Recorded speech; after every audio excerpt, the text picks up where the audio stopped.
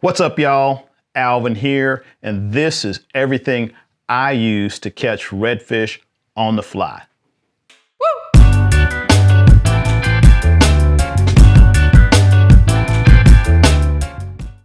All right, so I made a whole series of videos on catching redfish on the fly. I'll link that up there. I have a lot of people ask me about specific gear that I use, and this is it. So this is by no means the only thing that'll work or the best gear. This just happens to be what I use. All right, so starting off, first thing is gonna be the rod, and my rod of choice is the Orvis Helios 3D in a 9-foot 8-weight version. So I've had this rod, I've had several of these rods for a while, and I really like them. They're super accurate, really lightweight, and I haven't found anything that was better. There's plenty of rods that are just as good, less expensive rods and even more expensive rods, but this just happens to be the one that I stick with. Now, my wife actually prefers the 9-weight. She thinks it's got a little bit more accuracy, but I don't know. I'm an 8-weight guy, so that's what I go with. It's a 4-piece.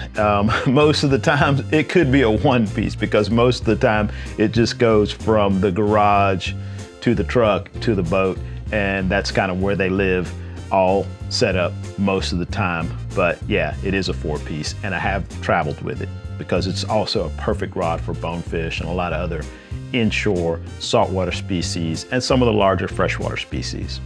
Okay, so next up is my reel, and it is a Nautilus NVG 8/9. So this one will work with an 8-weight or 9-weight. One of the things I like about Nautilus is they got all these cool colors. Super smooth, it's got a great drag, and yeah, should last a lifetime. Once again, there's plenty of other reels that'll work. I've got several other reels that I use, but I just like this one probably because of the color, if for no other reason.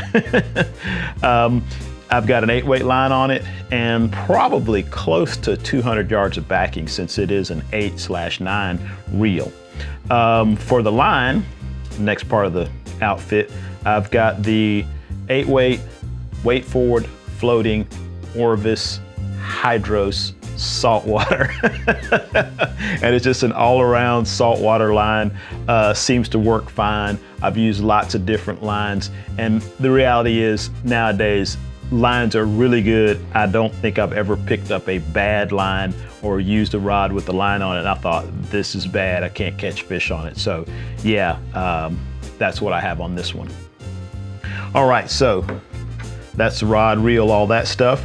Moving on down. Now, if you watched any of my other videos, you know, my bass videos, you'll probably know that this is what I use for a leader. So anytime I have a pre-tapered leader, I got no problem with using that. I put it on, but a lot of times I just don't have them. So I've got an assortment of spools of tippet material, everything from 60-pound down to 20-pound, and that's how I make my leaders. If you want to know more about making leaders, I just happen to have another video. I'll link that right there.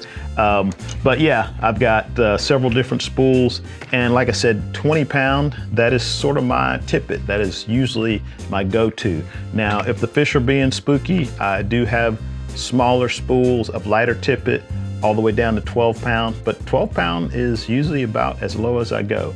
And I do have the 12-pound in fluorocarbon, as well as some 16-pound and some 20-pound. But more often than not, it's gonna be 20-pound. All right, so if I'm tying a leader or if I'm changing flies, gotta have something to cut the line with.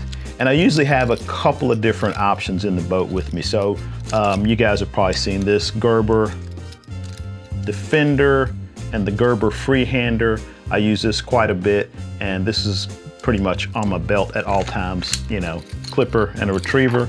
I almost always will have a pair of pliers as well, and there's another pair of Gerber pliers. I'll throw a link to all this stuff in the description if you want to know exactly what they are.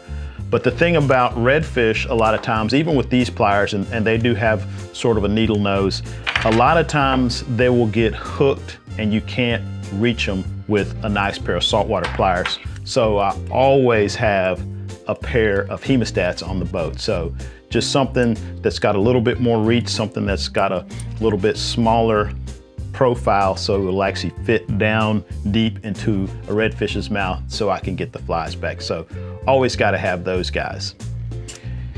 The other thing that is really important, especially in saltwater, because a lot of times you'll get rust on the hooks just from using them a couple times. Even if you're careful to let them dry out, a lot of times there's just enough salt water right there where you stick it into the cork, wherever you're storing the fly, or you close the box up and there's some salt water in there. So it really helps to have a hook sharpener. I don't even know who makes this sharpener. I've had this thing forever. But if I pull a fly out and it's got some rust on it, then I'll hit it with this guy, knock the rust off, sharpen it up, and I'm good to go. One of the things I like about fly fishing for redfish is it's pretty simple. This is all the gear I need, except of course, we do need some flies. And I happen to have another video talking about my 5 favorite redfish flies. I'll link that up there. All right, I want to thank y'all for watching this video once again. I really appreciate it. Hopefully I'll see you in the next one. And in the meantime, good luck on the water.